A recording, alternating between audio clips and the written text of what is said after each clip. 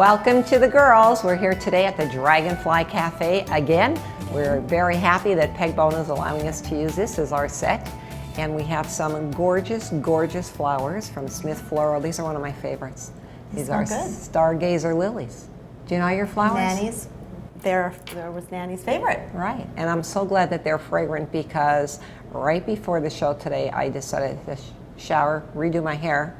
And you know, you go in the shower and I'm glad you showered. Start there. Well, thank you, Janine. But I think I was better before the shower because I got a new shampoo, and it's supposed to be, you know, when you get the little highlights in your hair, and you just want them to last forever. So I went to the beauty supply and I started looking at all the shampoos, and I decided to buy a shampoo that's for color treated hair. Preserve the highlights, locks it in, da da da da. So I pour the shampoo out and start shampooing, and it smelled like a skunk. It's like, I have skunk head. Now what the heck am I doing? I'm going to the show, so I thought, well, maybe the conditioner is going to smell better. Put the conditioner on, it added. It was like, oh my God, now I have the skunk hair. Well, I don't have time to like keep shampooing and re-shampooing, then my hair is going to be too dry. So for anybody out there who has long curly hair or frizzy hair or whatever, you know, like the more you shampoo, the worse it is. So the long story short is I use a lot of hairspray, and I use like all the other spray before you curl your hair. Like one smells like raspberry, and then the perfume and all the other stuff. So the flowers are a good addition to today's show. Oh my goodness. Well, I know that a lot of people that you polled on Facebook had different comments too about what they use on their hair, and they say it's good to actually mix up what you do use on your hair. I know some people have blonde hair, say sometimes they'll use a purple based shampoo. I'm the same way with like lip gloss and lipstick. How many lipsticks do you have in your drawer, lip glosses, and then it's the wrong color, so I'll just stick to the one brand that I like. Same thing with mascara. While I was doing my hair, I started thinking, oh my God, how many bottles of shampoo does everybody have in? So I did poll on Facebook. Yeah. And one person put, I have 2, my kids each have 1. So one person had 9 bottles of shampoo. That's Justine, probably, my friend. And then the one girl, so I have the entire Sally Beauty Salon. Totally, so do I. It's like you have the little boy shampoo, you have the Head and Shoulders shampoo that Mark uses, I have 5 of my own, so the whole entire shower is just filled with shampoos and conditioners. Yeah, it's good till you go to clean, then you have to take all that stuff out in order to get to the grimy stuff. Yeah, and it's a change of season, so sometimes your hair changes too. Yeah. Guys don't have that problem, I don't think. Well, change of season, I also put a different color nail polish. I remember when we had the OPI show? I was going to say. What do you think the name of this color is, this green color? Green with MD. Green with that. Oh, that's a good name. But this one is called My Gecko Does Tricks. Nice. My Gecko Does Tricks. I don't have a gecko, but I have gecko nails. That's neat. So there you go. Neat. So let's get going here. Let's get going. All right, well, I know you posted something recently about people who like their selfies, and we normally don't have a photographer, but we have one today. Jacob Setzer, one of my good friends, is here. He's a photographer, and he's going to be taking some nice shots of us here today at the Dragonfly. And my friend Tamara also bought me a selfie stick. I should have brought it. You have a stick. Oh no, it's awesome. I can't believe it. I can't wait to use it just to make her mad.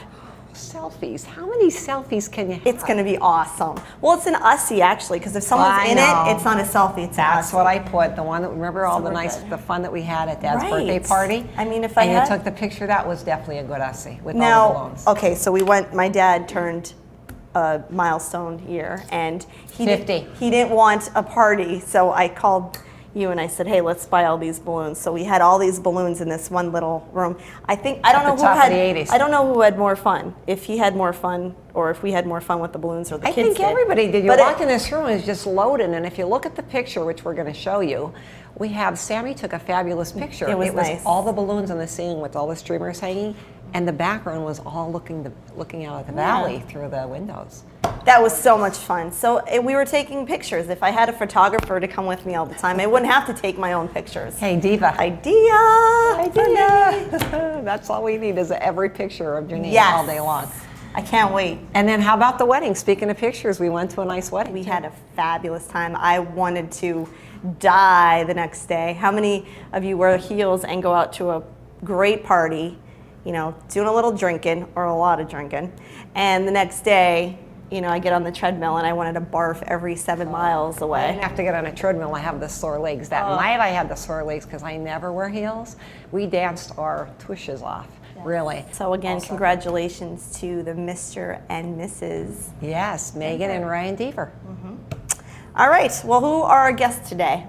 Our guests today are Angie, Schell, and Neil OBerto, and they are with United Charities and Catholic Social Services. And today we're going to talk about families. You know, everybody has a different changing dynamic in their family, and there's a lot of things not being communicated in families. There's a lot of family feuds, and we want to see how to put that fire out. All right, so stay with us. We'll be right back here. You're watching The Girls at the Dragonfly in Hazleton, Pennsylvania.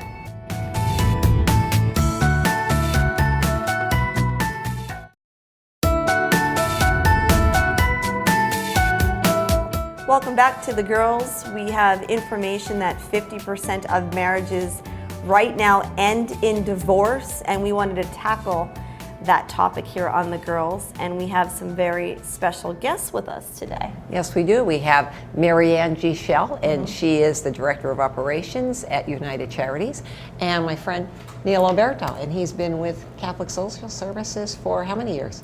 It'll be 26 years. 26 years. So we have a lot of experience here. We have a lot of things that we want to talk about because everybody, no matter what kind of family you have, the family dynamics have changed. No matter what the faces are, the problems are pretty much the same and getting worse. Yes. Right?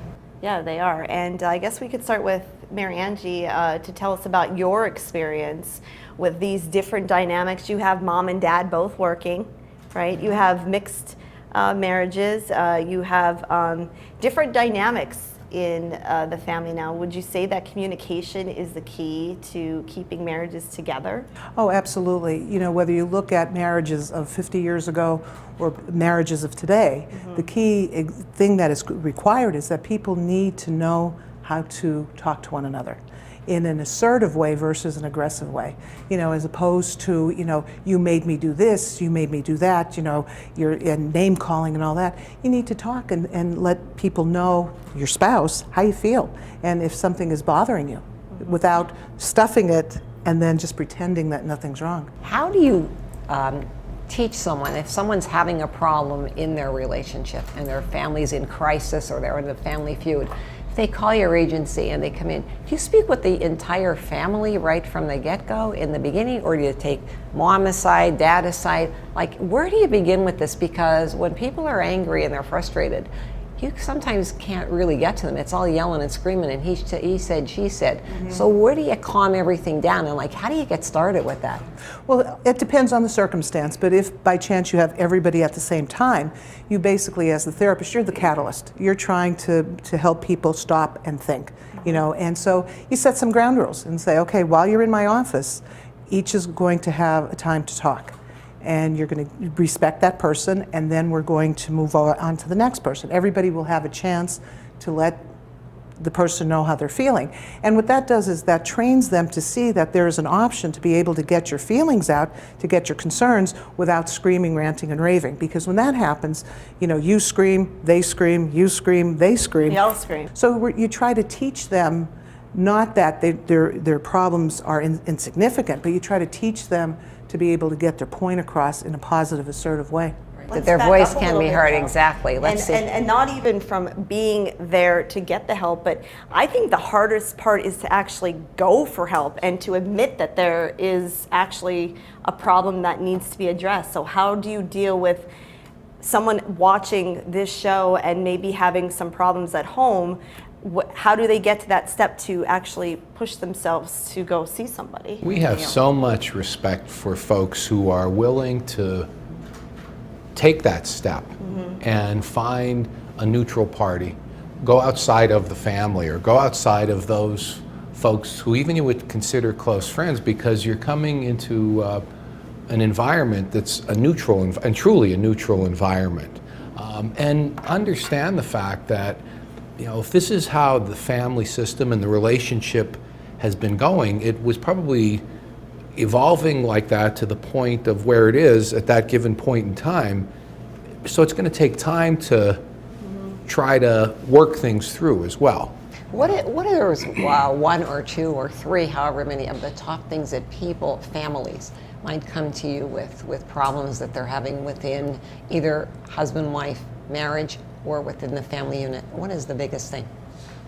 A lot of times, one of the first things is finances, arguing over finances, arguing over kids, big time differences in parenting styles and whatnot.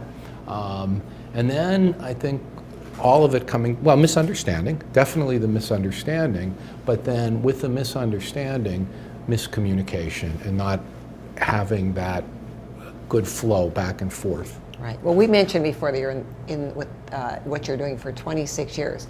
How have you seen the changes? Are there still the same problems? And what are the causes of those problems? Like, what has changed over the years? I know it's a crazy world now, but you know, each generation has said, "Oh, I don't know how you kids get by." And each generation will say it. Like my great-grandfather said to my grandfather, "Gee, I don't know, you kids are crazy," you know. And as each generation comes along, each one has a problem, but somehow they deal with it. So how do you see the changes now? I think we talked about this a little bit earlier before we came on, is that lack of commitment. And what we mean by that is that if a problem does come up, first of all, admitting that, yeah, you know what, we're wanting to somehow make this thing work, we're invested enough to want to make this work, so that when an issue does arise, it's not, yeah, sure, it's easier to say, well, I'm done, we need to just end it, but you have to look at what it's all about for you as spouses, but as family together, and not giving up so quickly. Not all about me, me, me. It's about us. Absolutely. It has to be about us, and the decision has to be made for us. Yeah, and you're so right with that. It can't be so self-centered.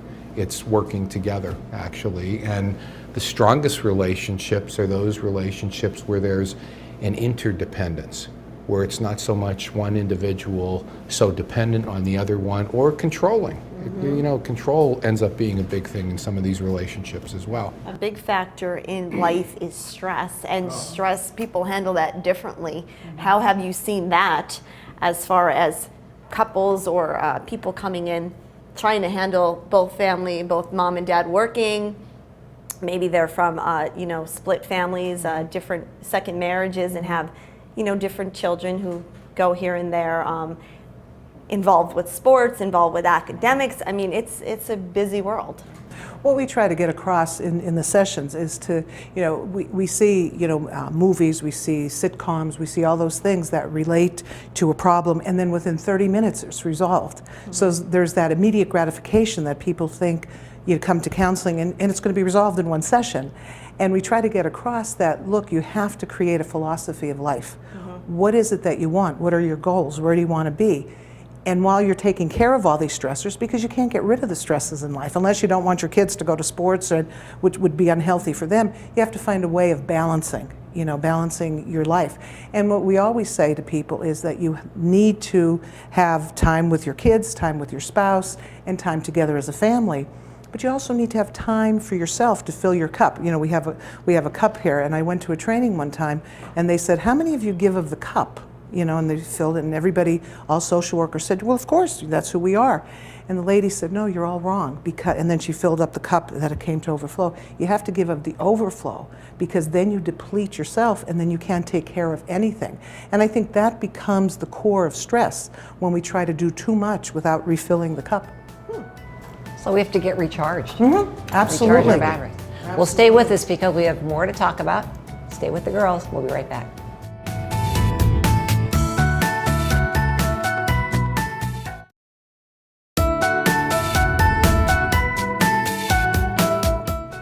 Welcome back to the girls. If you just joined us, we have our guest Neil OBerto from Catholic Social Services, and we have Mary Angie Schell, both familiar faces in our area from United Charities. And we are talking about a big thing that has to do with everybody. I don't care if you're even single. Families in crisis, family feuds, relationships.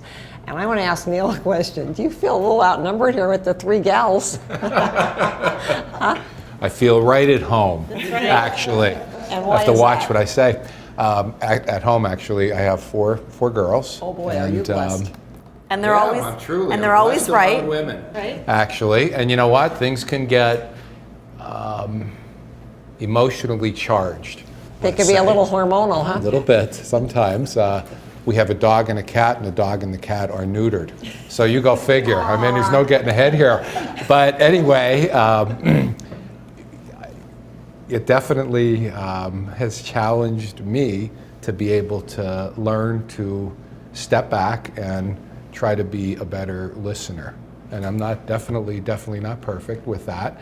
I know sometimes the girls at home will end up making comments of, well, what kind of mood is Daddy in?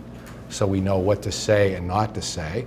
And then I'll end up saying, what do you mean, what kind of a mood Then am I it makes in? you aggressive. And everything. Yeah. So I've learned definitely over the years. Mary Angela has been an intervention in that.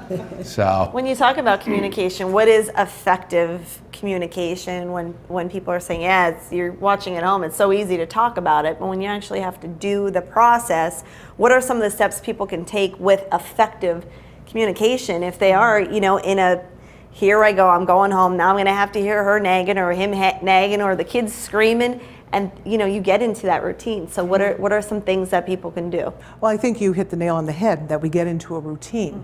So the key thing is to be able to identify our feelings. When we're upset about something or when we're getting annoyed with something, our body's giving us signals. Our adrenaline starts rushing. Some people get a pain in the pit of their stomach or, the sweating, whatever. You have to know your body so that's the first thing, know what your signals are. But the second thing is there's an old saying that says we become what we think. So if we think we're going to go home, oh, there he goes again, he's going to be nagging me or she's going to be nagging me, well, guess what? We're going to be setting ourselves up for the argument. So the important thing is to stop and think. And the key is using I statements. I'm upset because, or I'm angry because I thought you were going to be home for dinner and I cooked and now everything's ruined because you weren't here. As opposed to, you were supposed to be home for dinner, now everything's ruined. Because that then backs in a corner. And when we back people in a corner like animals come out with their claws. Well, we're going to protect ourselves because we're geared to protect ourselves. So when somebody's screaming, the automatic is to scream back, but that's where we have to stop and think to get to our, cerebral cortex, that we have the logic that, wait a minute, we want to solve this problem, not make it worse. Right, so it's okay to have that feeling. It's just how you communicate it, again. You have in your Absolutely. notes also a big component is if you have had one of those arguments where people just keep bringing up the past of what problems or mistakes you have made and have said, I'm sorry for. So that might be, some relationships where you're holding on to that anger, and how do people let go of that? going back to part of what we were mentioning earlier is that commitment to want to make things work, actually. And there have been situations where folks have come in and it's just continually arguing over the same stuff over and over and over again. And Mary Angie alluded to this a little bit earlier, where, believe it or not, in coming in, we're trying to teach individuals how to respectfully disagree. Agreeing to disagree, realizing that we got to come to some type of solution, learning how to fight fair, if you would, but behind that is that commitment. You know, we want to make this work, and let's find the way to make this work. We may not agree on this, but how can we develop and maintain mutual respect? Because that mutual respect is so key within any relationship. Well, do you find that people who bring up the past are looking for closure? Maybe the question was never answered. They keep asking the same question because they never get an answer. They might ask a question and the other person will say, I don't want to talk about it. That's over and done, I don't want to talk about it. If you don't ever get to talk about it, how do you close that up? It's never settled. It's never settled, so that if something isn't resolved, you end up having whatever you're arguing over, and however the argument isn't settled, so that next time when an argument does come up, you end up usually always going back to what you were arguing about before, and even before that, and there isn't that, we talked about communication earlier, so finding that way to effectively communicate, to make that commitment to say we need to learn to resolve this. The forgive and forget thing is the hard part. Right. And one of the things Well, you is, don't forget, I think you forgive, right? and you have to work at forgetting, because if we keep in our minds, oh, I'm going to like have this as chalk up number one, and you keep that for the next fight so that you could win the argument, that then creates that negative atmosphere. So what you want to do is try to work at forgiving and forgetting, and ideally, if you do forgive truly, and it's not just to keep everybody quiet, you will eventually forget what happened, because you've been able to resolve it. But as Neil said, if it's not resolved, it's still going to be there, because your amygdala, which carries all our emotional history, is saying, no, he's going to do that again, or she's going to do that again, and the person's ready for a fight simply because our mechanism is geared towards protecting ourselves, and that's what poor communication is about. Devil's advocate then. 50% of marriages end in divorce. You're saying communication is the key, being open. Are there some relationships and counseling that you have done where you say it's healthier for you to, okay, let's part ways? When does it come to that? We would never tell somebody, that they should divorce or separate or whatever. Our role as a therapist is to guide the persons to make their own decision. So I'll frequently ask people, what brought you together? And they'll think back and, well, were they happy moments? And then you'll have people laughing and saying, no, not at all. I don't know why we got together. And I would say, well, then your homework is to look at why you got together and what you want to do, what goals that you want to have to stay together. And frequently they'll come back and say, we don't know if we really love each other, or if we ever loved each other to stay together. But we don't tell them. They come to that conclusion, jointly. But from a personal perspective, are there some people that should not be together? Absolutely. When you look at, domestic violence I was and just all going to say, is that. it safe to say if there is some kind of physical, mental abuse there, that where your safety or your children's safety is at risk, that you would say, this is when we reach out to someone else for help? Yeah, and we're always looking at safety first and foremost. And unfortunately, you look at patterns and how those patterns maybe were passed on from generation to generation. And, I think the biggest thing is for individuals to accept responsibility for their own behavior, for their own action. We can't change the other individual in the relationship. That person has got to want to change on their own. So that's an important piece. Well, we could talk for hours and hours and hours. I know we have so many more things that we'd like to chat with you about, and I'm sure those people who are watching, if you do need help, if you'd like to reach out to Mary Angie Schell or to Neil OBerto, we're going to have the phone numbers up on the screen for your agencies. And now, because the word Catholic Social Services is in there, do you have to be Catholic? Do you have to go through anything? Anybody can call? Absolutely. Absolutely anybody can call. We're United Way agencies, and anybody can call. Yeah. So call any of them, get some help, and we're going to continue to chat here a little bit. You could catch that episode, right, Jenny? Yes, sure. Check out our website. We have some web extras going on with the girls each week that we have our guests on. So stay with us and join us every week here at the Dragonfly. See you next time.